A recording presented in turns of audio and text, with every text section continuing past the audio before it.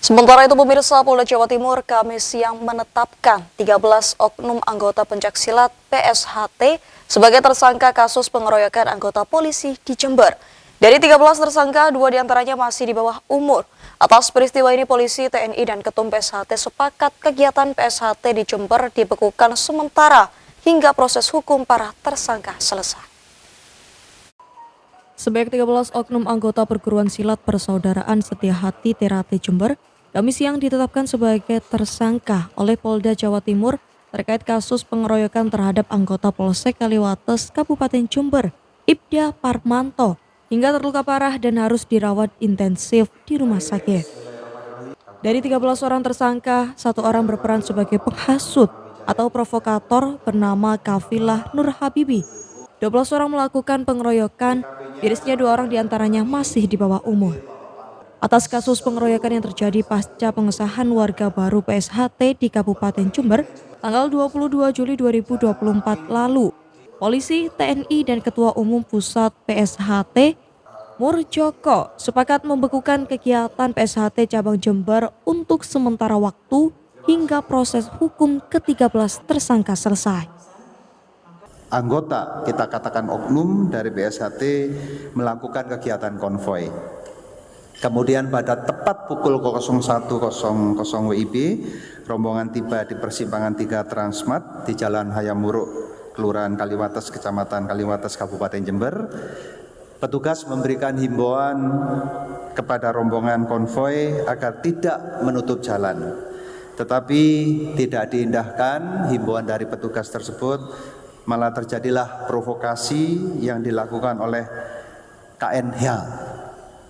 Ya, ini kita sampaikan oknum dari salah satu anggota PSHT yang mengatakan bahwa salah satu anggota telah diamankan oleh petugas, sehingga masa oknum yang saya katakan oknum dari PSHT langsung melakukan pelemparan terhadap mobil patroli petugas.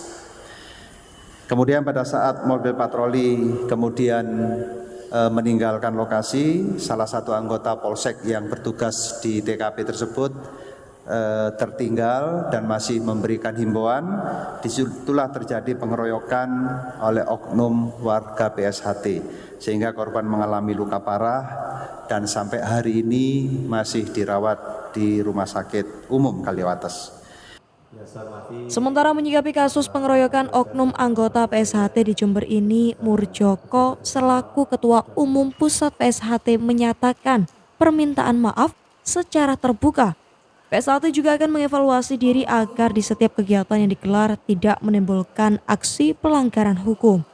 Pihaknya juga akan memberikan sanksi hingga pemecatan dari keanggotaan organisasi PSHT terhadap setiap anggotanya yang melakukan pelanggaran hukum dan tidak akan memberikan bantuan hukum kepada oknum anggotanya yang bertindak kriminal.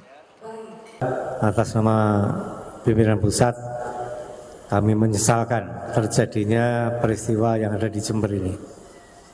Yang tentunya ini menjadi bahan bagi kami sebagai pengurus di STRT untuk melakukan evaluasi serta menyusun langkah-langkah ke depan sehingga peristiwa semacam ini tidak lagi terjadi, baik di Jawa Timur maupun di seluruh wilayah Indonesia.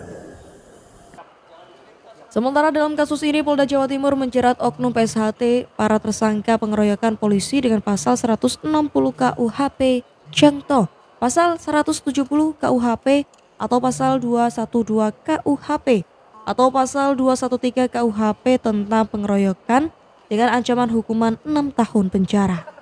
Dari Surabaya, Muhammad Rojab melaporkan.